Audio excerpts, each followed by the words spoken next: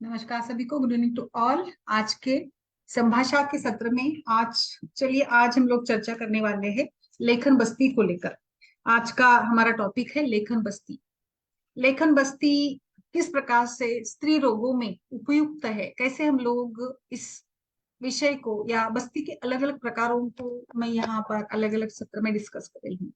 मेरा उद्देश्य ये है कि बस्ती तो हम सभी करते हैं, उसका उपयोग हर एक अलग अलग व्याधियों में करते हैं, बट मैं अलग अलग बस्ती पढ़ाने के पीछे मेरा उद्देश्य ये है कि स्त्री रोगों में किस प्रकार से बस्ती चिकित्सा बेहद इंपॉर्टेंट हो सकती है, और खास करके इसको हम कैसे थोड़ा सा मोल्ड करके हम how we can adapt these therapies according to the gynecological conditions। ये मेरा इसके पीछे उद्देश्य है कि हम स्त्री रोगों में किस प्रकार से इसको अलग अलग तरीके से यूज कर सकते हैं। और इसीलिए मैंने ये आज लेखन बस्ती, इसके नाम से आपको पता चलता होगा।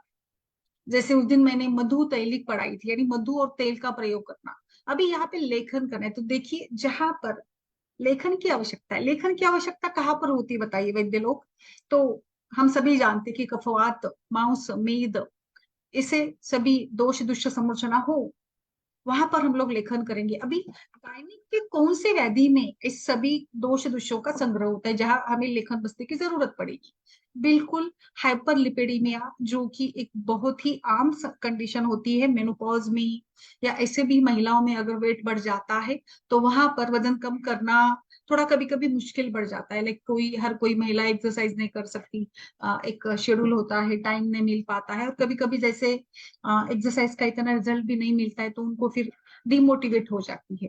तो मुझे लगता है कि बस्ती एक अच्छा तरीका है आपको एक वजन वजन इन द सेंस, ऐसे नहीं है कि हम लोग बस्ती देकर वजन कराए, ये नहीं होता है। बट जैसे ओबेसिटी में तो हम हर प्रकार से चाहते हैं ना, उद्वर्तन करते हैं, वमन कराते हैं, और फिर बस्ती उपयोग में लाते हैं। तो वहां पे त्रिफला, एरंड, दशमू, ये तो बस्ती हमारी जो क्लासिकल है वो तो है ही, बट इसी के साथ हमें अगर लेखन बस्ती का प्रयोग करना हो तो बहुत अच्छे रिजल्ट आपको मिल जाते हैं। इसलिए मैंने आज के सत्र में लेखन बस्ती को मैं समझाऊंगी आपको स्त्री रोगों में कहाँ कहाँ पर यूज करेंगे, और सबसे पहले तो इसको कैसे बनाया जाता है, इसके इंग्रेडिएंट्स क्या है, और ये इंग्रेडिएंट्स कैसे काम करते हैं, इसको लेकर हम लोग डिस्कस करते हैं। तो जैसे इसके बनाने की विधियां, दो प्रकार से लेखन बस्ती को बताया गया है, जैसे सुश्रुत आचार्य ने और वंगसेन जी ने। तो आचार्य सुश्रुत बताते हैं, जैसे मैंने बताया स्थूल्य में लिए तो ये उपयोग करना ही है। इसका मैं बहुत अच्छा एक आपको बता दूंगी अद्भुत तरीका, हाइपरथायरॉइडिज्म में भी हम लेखन बस्ती का प्रयोग करते हैं, हाइपरलिपिडिया में भी। अब इसमें क्या क्या कंटेंट है? इसमें कंटेंट है सुवर्णमाक्षिक, जो जिस प्रकार से इसको लेना है हमें 160 ml। देन गुड़ इसमें डालना है 20 ग्राम की मात्रा में। लवण हम लोग लेंगे 10 ग्राम की मात्रा में। स्नेह लेना है, यानी जो भी तेल आपको लेना होगा। अभी आप इसको देखिए, ये हमें हमारा उद्देश्य क्या है कि शरीर में मांस समेत कफवात की संप्राप्ति का भंग करना, कफ की संप्राप्ति खास करके जो मेद मांस के आश्रित होती है। तो यहाँ पे उष्ण के तेलों का आप चयन करिए, जैसे मूर्छित तेल है या कटु रस सिद्ध, जो भी तेल होगा, जो भी आप जैसे भी चाहेंगे उसका यहाँ पे उपयोग करना है। फिर काढ़ा बनाना है हमें। काढ़ा बनाने के लिए आप त्रिफला लीजिएगा, एंड देन हम इसमें प्रक्षेप डालेंगे, जैसे गोमूत्र डालेंगे, यवक्षार भी डाल सकते हैं। गोमूत्र डालना 120 ml की मात्रा में, और जो ये डालना है हमें यवक्षार, वो 30 ग्राम की मात्रा में डालना है। ऐसे कुल मिलाकर हमारी जो एवरेज बस्ती होती है 960 ml की, इसी बस्ती का यहाँ पे प्रयोग करेंगे। अभी यहाँ पे कल्क बनाने के लिए भी आप अपने विचार से इसमें बदलाव कर सकते हैं। जैसे यहाँ पे दिया है उषक आदि गण, जिसमें आते हैं सेंधव, शिलाजीत, काशीस, हिंग, तुत्त, और केवल धातु वर्ग है इसमें। और या फिर कभी कभी कुछ लोग अगर उनको धातु का यूज करना ठीक नहीं लगता है तो वो क्या कर लेते हैं, यवानी का उपयोग, यवानी वर्ग के द्रव्यों का, यानी यवानी, मदन फाल, बिल्व, कुष्ठ, शतपुष्पा, मुस्ता, पिपली। तो ये देखिए सारे, अभी मैं इसका एक एक करके मैं इसका उपयोग भी बता देती हूँ कि कैसे ये सारे द्रव्य जो है, ये कंटेंट जो है, किस प्रकार से हमारे लिए कैसे काम करते, कैसे है ये, इसका उपयोग क्यों करना है, क्यों हम लोग इनको ये करेंगे, जैसे मार्कशीट कैसे काम करेगा, या बाकी सारे कंटेंट्स भी ऐसे इसमें कैसे क्या करेंगे। अभी जैसे मैंने बताया इस लेखन बस्ती के कंटेंट्स को लेकर, तो इसमें दूसरी भी एक बता देती हूँ, फिर हम लोग विस्तारित रूप से चर्चा करेंगे कौन सा द्रव्य कैसे काम करता है। दूसरा प्रकार जो आचार्य वंगसन बताते हैं उनमें क्या है, माक्षिक 120 ml, लवण 10 ग्राम, स्नेह 120 ml, कल्क 25 ग्राम, कषाय 160 ml, गोमूत्र 80 ml और यवक्षार डालना है 10 ml। बट इसमें इसकी जो मात्रा है वो आधी ही मात्रा है, यानी 480 ml के ही मात्रा में ये बन जाते हैं, यानी ऐसे उन्होंने यहाँ पे बताया है। तो ये अभी मैं आपको बताऊंगी आगे की हम इसको कैसे विचार करें, या कैसे कैसे जो भी सब सारे द्रव्य डाले गए ना। अभी मदन फल की बात करेंगे। एक्चुअली मदन फल ये वामक है, बट बस्ती के द्रव्यों में भी इसको डाला जाता है क्योंकि ये शोधन करता है। फिर इसमें दूसरा डाला है बिल्व। बिल्व ये भी एक प्रकार से, मैंने कल भी पढ़ाया था कि मल का पाचन करता है, आम को खत्म कर देता है। और बिल्व कृमिघ्न भी है, बिल्व ग्राही है। कुष्ठ भी इसी प्रकार से एक देखा जाए तो वो भी मलपाचक में आता है। वचा इसमें डाली गई जो उष्ण गुण की है। शतपुष्पा है जो हमने देखा आर्तवजनन भी करती है। और शतपुष्पा ओवरऑल एक अलग अलग प्रकार के कार्य, टोन और कई थोड़ा सा जाकर लेखन का भी काम करती है। मुस्ता जो है दीपन पाचन करेगी। पिपली इसमें डाली गई है जो कि भी एक उष्ण गुण की है, कटु उष्ण गुण की है। और बाकी सारे गोमूत्र हम लोग जानते हैं ना किस प्रकार से गोमूत्र भी उष्ण है और वात कफज संप्राप्ति के लिए बहुत अच्छे से ये कर रहा है, वात पित्तहर माना गया है इसको। इसमें हमने तुत्थ डाला है, तो ये तुत्थ भी लेखन, कफ शमन और भेदन का काम करता है। इसमें कासिस डाला जाता है जो मैंने समझाया था अभी। तो कासिस ये रज प्रवर्तक है, देखिए कासिस ये रज प्रवर्तक है, वात कफहर भी है। तो अभी आप सोचिए कैसे काम होगा, कितना अच्छा काम होगा इन सभी द्रव्यों के साथ। लेखन बस्ती कहाँ कहाँ पर देंगे, चलिए अभी इसके यूजेस। सबसे पहले तो इसको आपको यूज करना है हाइपरलिपिडीमिया, जो कि आज सोसाइटी में मेजर डिसीज है। हाइपरलिपिडीमिया, स्थौल्य, ओबेसिटी, डिसलिपिडीमिया यानी लिपिड मेटाबॉलिज्म अगर डिस्टर्ब हो गया है तो ये एक मेजर कारण है जो आगे चलकर कार्डियोवैस्कुलर डिसीज डेवलप करता है। डिसलिपिया यानी मेदो व स्त्रोतस की दुष्टि, जहां पे मेद धातु दुष्ट हुआ है, मेद का प्रमाण काफी बड़ा है, तो हमें यहाँ पे हमारा मोड रहेगा ट्रीटमेंट का वात कफ नाशन, मेदहर लेखन कर्म। और इसी प्रकार से आपको मेद, जो स्निग्ध धातु, मेदहा स्नेहयति, मेद स्नेहन करता है तो कितना चिकट होगा, तो ये बैठ गया आपके अतड़ों में, आपके स्त्रोतस में। अगर ये मेद जाकर स्त्रोतस में बड़ा बैठा है, यानी कोलेस्ट्रॉल लेवल बैठा है जाकर धमनियों में, तो धमनी प्रतिचय, फिर धमनी से जो भी ब्लड का फ्लो होना है वो भी थोड़ा हार्ट को प्रेशर लगाना पड़ेगा। Heart has to work more to circulate this thick blood. ये थिक, जिसमें लिपिड अधिक है, फैट है, वसा है, ये ब्लड थिक बनेगा, विस्कोसिटी बढ़ जाएगी। ऐसे रक्त का प्रवाह धमनियों से करने के लिए हार्ट को, हृदय को अधिक काम करना पड़ेगा। हृदय अधिक काम करता है, अपने कैपेसिटी से अधिक काम करता है, तो तान पड़ेगा और इस प्रकार से कार्डियोवेस्कुलर डिसीज डेवलप हो जाते हैं। तो यहाँ पे ऐसे पेशेंट्स में जैसे कि कोलेस्ट्रॉल भी बढ़ जाता है, सारे एलडीएल, एचडीएल, वीएलडीएल और ट्राइग्लिसराइड्स वगैरह भी बढ़ जाते हैं। तो ऐसे केसेस में अगर आप इसमें त्रिफला, गोमूत्र, ऐसे जो स्क्रैपिंग प्रॉपर्टी वाले जो द्रव्य है इसको डालिएगा, एंड डेफिनेटली 100%, मैं बताऊं आपको 100% आपको रिजल्ट मिलेंगे। तो बिना कुछ ज्यादा ये किए हुए आप इसको यहाँ पर उपयोग में लाइएगा कि कैसे ये बहुत अच्छे से काम करेगी आपके डिसलिपिडीमिया यानी हाइपरलिपिडीमिया या स्थौल्य ओबेसिटी, जहां पर लिपिड लेवल बड़े हैं। हाँ, बिल्कुल आपको उद्वर्तन, इंटरनल मेडिसिन, गूगल कल्प, बाकी जो भी आपको अग्नि करना, पाचन करना, वो सब कुछ करिएगा। बट इसी के साथ साथ आप तो यहाँ पे ये लेखन बस्ती कोलेस्ट्रॉल काफी सुंदर, मतलब इवन आपके पास पहले का रिपोर्ट है, बाद का रिपोर्ट दिखिएगा आपको, सच में वहां पे दिखेगा कि कोलेस्ट्रॉल कैसे रिड्यूस हुआ है।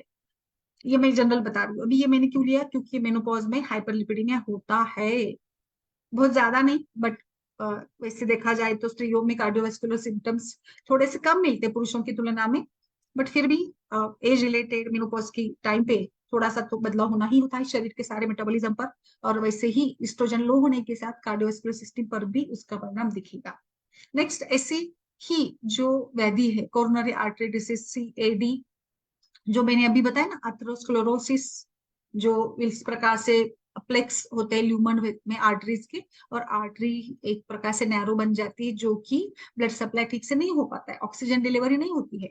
ऑक्सीजन डिलीवरी अगर ठीक से नहीं हो रही है मायोमेट्रियम को, तो क्या होगा, रुद्धशूल, अंजाइना, इश्चीमिया, और फिर वहां पे धीरे धीरे degeneration, myocardial infarction, and that may lead to death also. And so यहाँ पे जो निदान है, यहाँ पे जो संप्राप्ति है, इस संप्राप्ति में भी कोलेस्ट्रॉल, लिपिड ये घटक है, यानी फैट, मेद, वसा। और इसीलिए हमें यहाँ पे लेखन बस्ती का प्रयोग करके लेखन, कर्षण, स्त्रोत शोधन, पाचन, मेदोहर, ऐसी वातक कफ शमन चिकित्सा करनी है। ठीक है, चलिए आगे बढ़ते हैं। अभी हम आते हैं स्त्रियों के एक बहुत ही स्पेसिफिक व्याधि की तरफ, यानी hypothyroidism. Hypothyroidism, it is the most common disease in female at the age of 40। महिलाओं में थायराइड डिसीजेस बहुत ज्यादा कॉमन है पुरुषों की तुलना में। हर 10 में से 3 महिलाओं को थायराइड की समस्या होती ही है। हाइपोथायरॉयडिज्म ये ऐसी कंडीशन है जिसका प्रिवालेंस, जैसे मैंने बताया, it is more at 11% prevalence in India. और मेल्स में तो इसका रेशो जैसे 1:6 है, बिल्कुल। और इस ये भी एक प्रकार से रस प्रदोष, रसदुष्टि है, कफज विकार है, और इसको हम लोग धात्वाग्निमांद्य, गलगंड वैसे करते हैं। तो यहाँ पर भी जो सारे चेंजेस हुए हैं, इसके साथ इसकी संप्राप्ति को भंग करने के लिए, यानी इसके संप्राप्ति में कहीं ना कहीं मेद है, और इसीलिए यहाँ पर हम लोगों को यूज करना है लेखन बस्ती, जो कि दीपन, पाचन सब कुछ करेगी, अग्नि को भी मजबूत बनाएगी, अग्नि को इंप्रूव करेगी। एंड सो हाइपोथायरॉयडिज्म जो महिलाओं की आम समस्या है, उसमें भाई कई बार हाइपोथायरॉयडिज्म आयुर्वेदिक परिप्रेक्ष्य में मैंने एक्चुअली काफी बार पढ़ाया है। आज वैसे मैं वही पढ़ाने वाली थी, बट फिर भी इसको लेकर देखिए, हाइपोथायरॉयडिज्म ये जो है, कहीं ना कहीं इसमें वात विकृति भी है, कफ की भी विकृति है, अग्नि की भी विकृति है, और इसीलिए हाइपोथायरॉयडिज्म में लेखन बस्ती का बड़ा अच्छा रोल रहेगा। नेक्स्ट, ओबेसिटी में तो आपको देना ही है, बिल्कुल। इसमें तो आई डोंट थिंक मतलब कुछ ऐसे हमें ये करना है। हाइपोथायरॉयडिज्म तो है ही, उसी के साथ ओबेसिटी भी कभी कभी रिलेटेड रहता ही है। और इसमें भी हमें अभी आपको हाइपोथायरॉयडिज्म वगैरह यूज करना है ना, जैसे इसमें मेंस्ट्रुअल साइकिल कुछ ये हो जाएगा, खराब हो जाएगा, इरेगुलर होगा, पेशेंट बहुत ही ज्यादा एकदम थकी सी लगेगी, एंड बिल्कुल लाइक ड्राई, वीकनेस, और लाइक वेट गेन बहुत ज्यादा होगा, और बहुत ही अलग तरीके के ये लक्षण होते हैं। और इसी को लेकर फिर मेंटल प्रॉब्लम्स वगैरह हो जाते हैं। तो इसमें मुझे लगता है कि हाइपोथायरॉयडिज्म में जो वेट बढ़ता है, इसके लिए आप इसमें त्रिफला वगैरह जैसे द्रव्य डालिएगा, जो मैंने अभी बताया ना, उसी प्रकार से। तो ये ज्यादा अच्छे से वर्कआउट करेंगे। So you can add triphala, haritaki, विवितक, जो वृषभी है, और गर्भाशय का शोथ भी कम करेंगे। और ऐसे इसमें बहुत अच्छा रिजल्ट आपको मिलेगा अगर आप इस प्रकार से इसका उपयोग करती है। ठीक है, चलिए आगे बढ़ते हैं। आगे कहाँ पर इसका कैसे उपयोग करना है, आगे हम लोग इसका उपयोग करेंगे एक एक अच्छी ये बताने वाली, जो बहुत कॉमन डिसीज है, आपके पास भी काफी पेशेंट्स के आते हैं, पीसीओडी।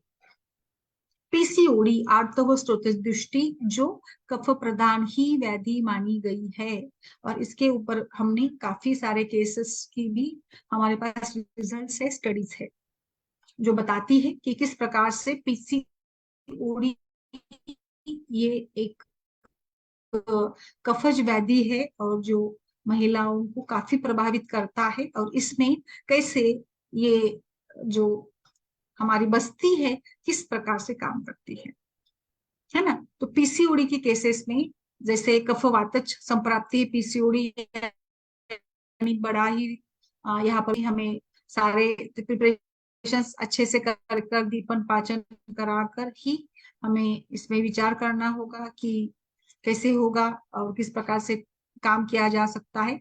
तो जैसे मैं पीसीओडी या पीसीओएस की बात कर रही थी, जो कि एक पीसीओडी को इनफर्टिलिटी क्वीन कहा जाता है, यानी इनफर्टिलिटी का आज के जमाने में मुख्य कारण क्या है, तो वो पीसीओडी। और ये 10% महिलाओं को रिप्रोडक्टिव एज में होती है। और बिल्कुल ये एंडोक्राइन, मेटाबॉलिक डिसऑर्डर, सब कुछ जो भी मानना है मानिएगा।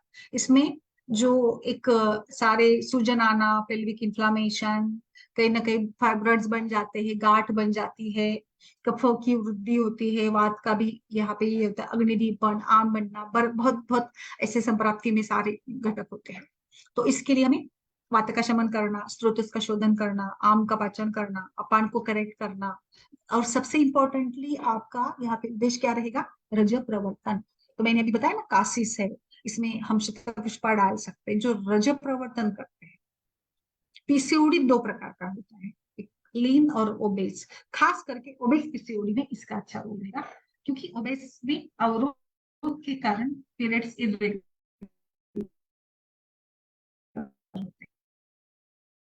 नाचन भी करना पड़ता है, ऐसा नहीं है। बट यहाँ पे खास करके जैसे मैंने बताया रज प्रवृत्ति और बीज निर्माण, बिल्कुल proper ovulation, menstrual cycle regulate करना, और यही चैलेंज रहता है, क्योंकि ये चैलेंज भी पहले पहले हम लोग नहीं कर पाते। अगर इसको आपने करेक्ट कर दिया, एक बार पेशेंट का मेंसेस क्लियर हो गया, तो फिर बाकी तो आगे तो बहुत इजी हो जाता है। इवन आप 3-4 महीने में पेशेंट को कंसीव कर लेते हैं, कभी कभी तो 1 महीने में रिजल्ट आता है। आपने बस्ती दे दिया, अग्नि अच्छा किया, अपान को करेक्ट किया, फिर रेगुलर आए तो पेशेंट को कंसीव हो जाता है। और ये जो हम लोग इसमें लेखन बस्ती का जिस प्रकार से प्रयोग करेंगे, जैसे इसमें त्रिफला वगैरह डालेंगे, तो बिल्कुल ये रज प्रवृत्ति के लिए भी अच्छा रहेगा, और सभी प्रकार से ये पीसीओडी की सिम्टम्स कम कराने के लिए बहुत अच्छे से काम करेगा। जैसे मैंने बताया ना अभी त्रिफला वगैरह सभी के जो भी काम होते हैं ना, इस प्रकार से ये पीसीओडी के लिए एक बहुत ही बेहतरीन का विकल्प है, और इसमें जरूर आप डालिएगा। मैंने गुड़ वगैरह इसमें डाला गया है ना, तो गुड़ भी जाकर एक प्रकार से हमारे इसमें पकवाशय में जाकर काम करेगा और अपान वायु को करेक्ट करेगा। और जैसे ही अपान करेक्ट होगा तो अपने आप से मेंस्ट्रुअल जो भी इरेगुलरिटी वो भी ठीक हो जाएगी। और अभी मैं आपको बताती हूँ, चलिए, कि हम पीसीओडी एक बताया, नेक्स्ट है मैं बताऊंगी menstrual irregularity. Menstrual irregularity PCOD में भी होती है, पीआईडी में होती है, जहाँ पे अवरोध है वहां पे होती है, व्योनियापद में होती है, कई सारे रहती है। एंडोमेट्रियल थिकनेस भी मैं बताऊंगी कि कैसे ये लेखन बस्ती काम करे। एंडोमेट्रियोसिस, जहाँ पे एंडोमेट्रियल थिकनेस बढ़ जाती है, वहां पे भी ब्लीडिंग बहुत ज्यादा होती है। मेंस्ट्रुअल इरेगुलरिटीज या लाइक डिस्मेनोरिया, जहाँ सूजन है, आम पाचन करना होगा, वात का भी बढ़ा हुआ है, तो इसमें आपको बताऊं मैं कि कैसे इसको करना है। तो आप अनुवासन और निरु, अनुवासन में आप त्रिफला तेल का प्रयोग करें, या सहचर का करें, या शतपुष्पा का करें। और फिर निरुओं में लेखन बस्ती का, लेखन बस्ती निरु का ही प्रकार है, क्योंकि लेखन के जो द्रव्य उष्ण तीक्ष्ण पाचन करने वाले अग्नि गुण प्रधान है। लेखन बस्ती इज सिमिलरली टू अग्नि गुण यानी पित्त दोष प्रधान है। एंड बस इसी प्रकार से आप इसको करते हैं, तो ये उष्ण तीक्ष्ण गुण के कारण कफ और वात दोनों का भी शमन होगा। और नेक्स्ट डे हम लोग अनुवासन दे रहे हैं, है ना, तो अनुवासन से वात का अनुलोमन और अच्छे से होगा। तो इसलिए मेंस्ट्रुअल इरेगुलरिटी से इसका प्रयोग जरूर करके देखिए। नेक्स्ट मैं बताऊंगी आपको ओवुलेशन एवं फोलिकुलर ग्रोथ के लिए भी काफी अच्छा करेगी, क्योंकि ओवुलेशन ठीक नहीं हो रहा है, अवरोध है, तो स्रोत शोधन करने की जरूरत है, कफवात शमन करना है यहाँ पर भी, तो आम पाचन भी करना है। तो ऐसे सभी संप्राप्ति घटक के लिए आप अगर इसका प्रयोग करते हैं तो बेहतर अच्छा होगा। आप तो इस प्रकार से रज प्रवृत्ति, बीज निर्माण, एफएसएस लेवल को स्टिमुलेट करना, फॉलिकुलर ग्रोथ को स्टिमुलेट करना, ये सारे काम भी रेखन बस्ती के साथ बहुत अच्छे से होते हैं। एंड आई थिंक इस प्रकार से इसमें भी आप इसको कर सकते हैं। नेक्स्ट आगे मैं बताऊंगी एंडोमेट्रियोसिस या एंडोमेट्रियल हाइपरप्लेसिया। एंडोमेट्रियल हाइपरप्लेसिया ये एक बहुत आम व्याधि है, जिसमें एंडोमेट्रियम जो लेयर है इसमें सूजन आती है, इसमें ग्रोथ दिखाई देती है। जहाँ पे ग्रोथ, जहाँ पे वृद्धि, जहाँ पे इंफ्लामेशन, जहाँ पे सूजन, उसको निकालना है, उसको घटाना है, उसको स्क्रैप करना है, छेदन करना है। स्क्रैपिंग, छेदन, इस सभी को कहेंगे लेखन बस्ती। इसके लिए आंसर है लेखन। और इसमें कासीस, हिंगू, मैंने उषक कादिगन बताया था, उषक इसमें शिलाजीत भी है, कासिस है। शिलाजीत यूरोजेनाइटल सिस्टम पर बेहतरीन काम करता है। कासिस ये प्रवर्तक है, रज प्रवर्तक है। तुत्त ये भी रज प्रवर्तक है। और देखिए तुत्थ ये लेखन भी करेगा, भेदन भी करेगा। कासिस रज प्रवर्तन करेगा, शिलाजित तो योगवाही है, हिंगू आर्तव जन्म है। इवन हिंगू वचादी चूर्ण भी हम लोग कलकर में डाल सकते हैं।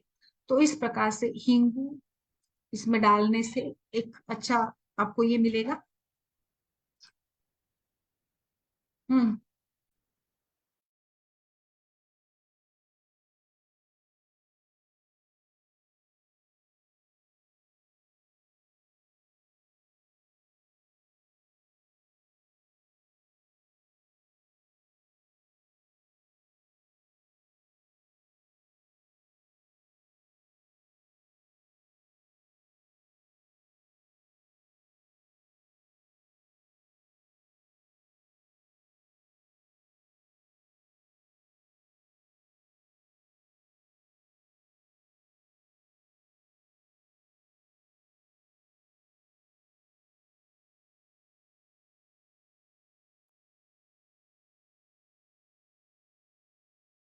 ऐसे इन सभी में हम लेखन बस्ती का बहुत अच्छे से, एंडोमेटल हाइपरप्लेजिया की मैं बात कर रही थी, तो बिल्कुल आप इसमें भी करिएगा।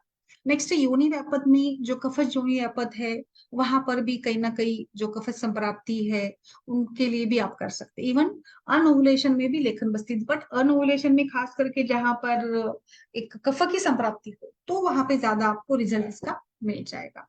तो आई थिंक इस प्रकार से आज के सत्र में हम लोग चर्चा कर रहे हैं लेखन बस्ती को लेकर। और आई थिंक सभी प्रकार के कफच व्याधि, आर्तोजनन, इन सभी के लिए ये बेहतरीन से काम करेगी। और एक मैंने आपको अलग बताया है, इसको हाइपोथायरॉयडिज्म में भी आप यूज कर सकते हैं, जिसमें जहाँ पे वजन अधिक बढ़ जाता है, जहाँ पे भी सूजन है, इन्फ्लामेशन है, ऐसे सारी व्याधि लीजिएगा आप महिलाओं के, वहां पर कफवात शमन के लिए आप इस प्रकार की बस्ती प्रिपेयर करके रिजल्ट खुद देखिएगा।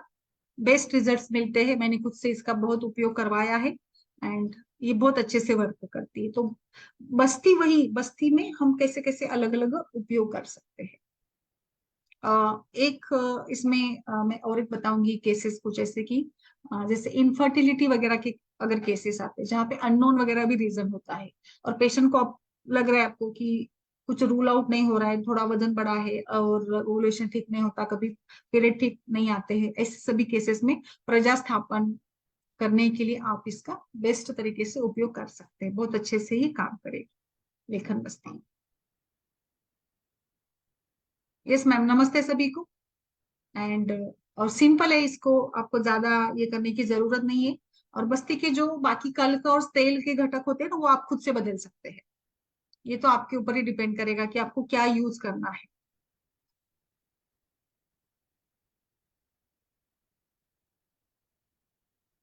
यस मैम, बोलिए। आपने यूज करवाया है कभी?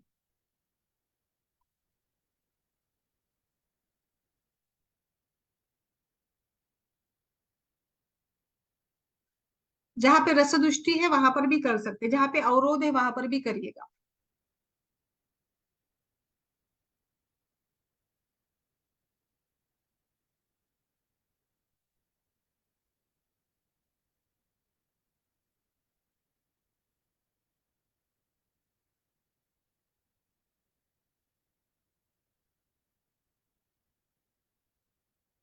बोलिए सुचिता जी, मंदाकिनी जी, बोलिए मैम।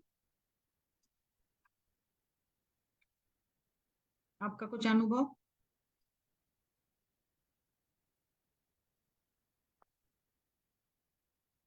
और कोई सवाल या कुछ इसमें बताने जैसे हो तो बताइए, मैं अलग अलग टाइप के बस्ती बता रही हूँ अ, ताकि हम अलग अलग तरीके से सोच सकते हैं, जहां पर अलग अलग संप्राप्ति होती है ना, वहां पर कैसे कैसे इसका उपयोग किया जाए।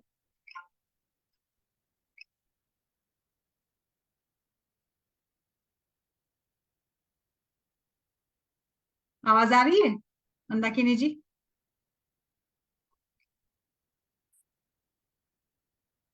और हमारे सारे डॉक्टर्स भी, सुवर्णा जी, कैलाश सर, शुभ्रा जी, सभी लोग भी बताइए लेखन बस्ती में कमाल बताऊं आपको, पीसीओडी, पीसीओएस, हाइपरलिपिडेमिया, हाइपोथायराइडिज्म, इसमें काफी अच्छा काम करेगा। ओवुलेशन नहीं हो रहा है, फॉर इवन हम कई बार इसमें मेनोपॉज में भी ये होता है ना, कोलेस्ट्रॉल वगैरह बढ़ जाता है, तो वहां पर भी आप यूज करें। और कई महिलाओं को वजन को लेकर भी काफी ये होता है कि वजन कम करना है, तो मुझे लगता है कि बस्ती विरेचन से बहुत अच्छे रिजल्ट, मतलब एक महीने में 2-3 किलो भी वेट लॉस होता है। आप जो इतना खान पान का स्ट्रगल करते हैं, सारे बदलाव चाहते हैं, डाइट प्लान कराते हैं।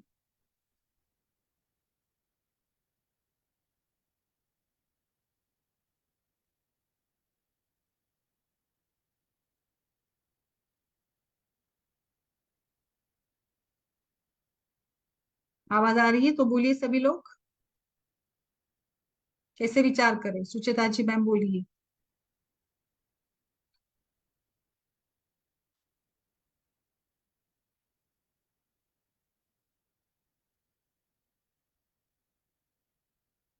मेद धातु और मांस धातु, जहाँ कफ की संप्राप्ति होती है ना, वहां वो होते ही है, निश्चित रूप से होते हैं।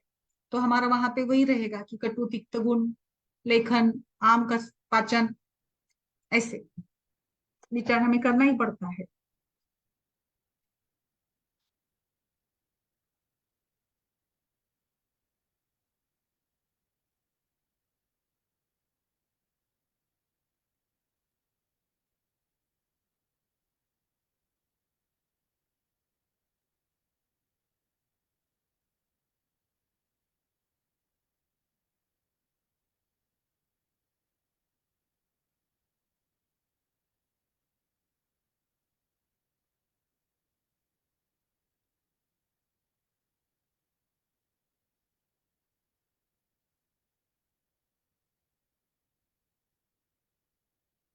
आवाज आ रही है? बोलिए दीपिका जी, सभी लोग जो भी वैद्य बोलना चाहते हैं।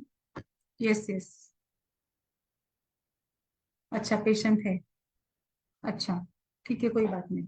और किसी को कुछ अपना इसमें अनुभव शेयर करना हो तो बताइए। बिल्कुल। हाँ, वही थोड़ा सा जैसे ना, मतलब आप ऐसे त्रिफला वगैरह भी डाल देते तो अपने आप से वो लेखन बन जाती है। कहीं ना कहीं त्रिफला वो काम करता ही है लेखन करने का।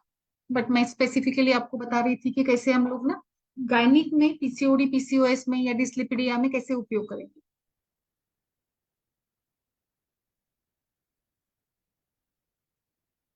एक मैं अभी किताब लेकर आ रही हूँ दिवाली पर, मेनोपॉज को लेकर। काफी अच्छे से मैंने उसमें मेनोपॉज में किस प्रकार से विचार किया जाए, मेनोपॉजल सिंड्रोम्स वगैरह सब भी और उसमें अलग अलग ये डाला है।